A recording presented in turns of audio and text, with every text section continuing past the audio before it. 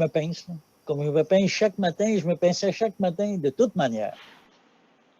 Après avoir été longuement incarcéré aux Émirats arabes unis, André Gauthier est enfin de retour chez lui à Lévis. Ici Jean-François Blanchette, voici votre vidéo-journal.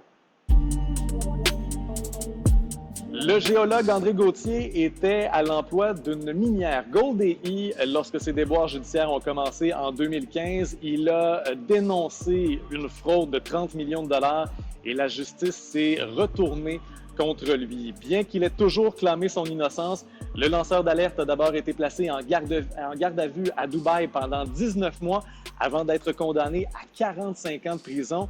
Il a été libéré en attente de son procès et pendant ce temps-là, il s'est rendu à Oman où il a tenté de rentrer au Canada, mais où il a été interpellé. Il a passé alors 68 jours en prison avant d'être extradé à nouveau à Dubaï, où il a passé 13 autres mois dans un pénitencier.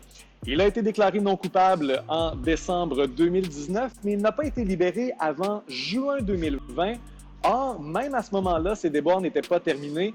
Il était privé d'un passeport canadien, donc il a dû attendre plus d'un an, ou près d'un an, 328 jours pour être exact, avant que le personnel du consulat canadien ne l'avise que son cas était réglé et qu'il pouvait rentrer au pays.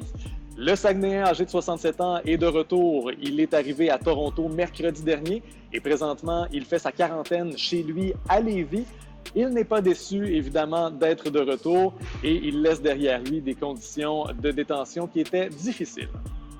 Alors, vous imaginez 19 mois dans une station de police qui est une infrastructure, généralement, quand vous passez en prison, c'est pour 4 jours, 5 jours, une semaine. À Oman, c'était une autre paire de manches. À Oman, pas de lit, couche par terre, et puis mange tout dans la même assiette. Et puis, c'était vraiment beaucoup plus, on va dire, primitif. Et malgré toute cette saga, l'homme d'affaires rêve à d'autres projets miniers ailleurs dans le monde, mais avant, il compte renouer avec sa famille.